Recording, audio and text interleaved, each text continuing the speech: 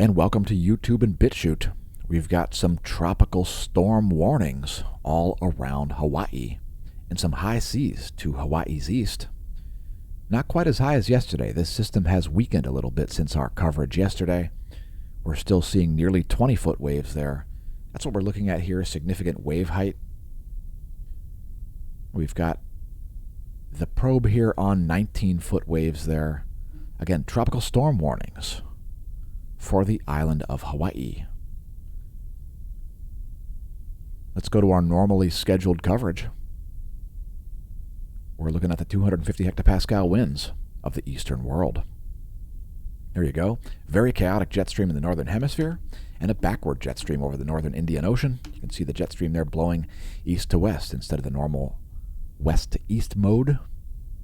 And pilots would tend to agree that that is indeed a backward jet stream. Here are the surface winds of this side of the planet. We'll also show the surface winds and jet streams of the Americas. There are the surface winds. And here are the jets. Tripled up jet stream there over North America. And the entire U.S. lower 48 is basically a giant anticyclone. You can see that clockwise rotation. That is the sign of an overall upper-level high-pressure system. That's a pressure on the planet, a pressing down of the air mass. It's what happens when you see a clockwise rotation in the northern hemisphere. Here are the jet streams of the central world, Africa, Europe, Middle East. And indeed the jet stream blowing backward over northern Africa. Here are the surface winds of this side of the planet. Shout out to our viewers from all around the world. Thanks for tuning in to our meteorology segments. They feature fact after fact after fact, no matter how inconvenient they happen to be. Here's your weather.gov map.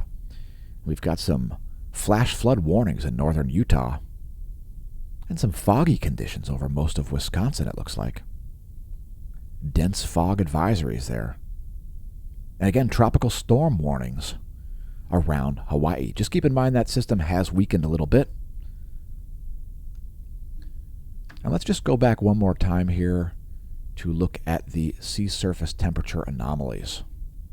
We're going to bring up nullschool.net once again. We're going to go to ocean temperatures and look at sea surface temperature anomalies. And the temperatures are pretty normal there around Hawaii. No particularly hot water. Let's look at the regular sea surface temperature. So the water is kind of on the warm side, but it's not super hot. Should not expect to see that system intensify very much. Heading back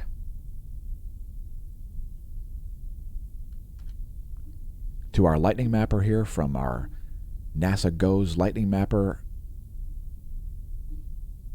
July. It's the most active month in the world for lightning. And there you can see quite a bit of lightning following suit. Here's a real-time lightning map from lightningmaps.org. It's where I go when I hear thunder. And do we have any U.S. terrestrial strikes? It looks like they're all off the Atlantic coast at the moment. We won't spend a lot of time on that. This video was recorded and not streamed live. Here's your total precipitation forecast based on the GFS model. And we just figured we'd bring up something different here. Not just showing the pressure and precipitation, but showing the actual precipitation totals there over the next 72 hours based on the GFS model. That's where you can expect rainfalls to be happening and how much. Some heavy rains there in central Tennessee and southern Missouri especially. Also southern Maryland expected to see some pretty heavy rains. And here's your 72-hour GFS pressure and precipitation forecast.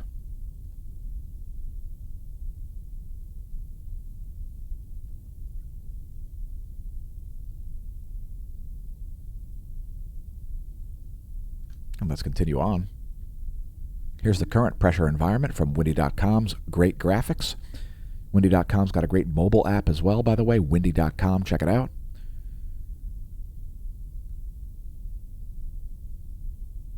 Large anticyclone dominating the northern Pacific.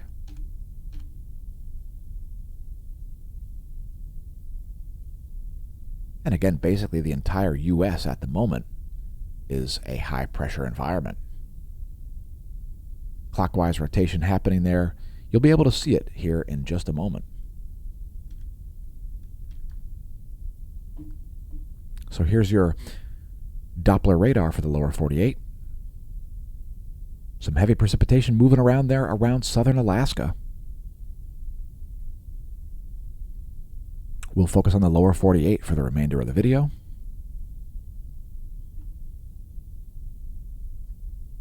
Again, that's a US Doppler. Here's the shortwave radiation showing clouds and fog. And you can see a bit of that clockwise rotation happening there, especially over places like Nebraska and Kansas. And here is the water vapor map, which makes it even more evident. Clockwise rotation means overall high pressure environment. And that moisture in the center of the country is all being corralled by all this dry mass of air. Remember, folks, at a given temperature and pressure, dry air is more massive than moist air because of the molecular mass of N2, atmospheric nitrogen, versus H2O, atmospheric water vapor.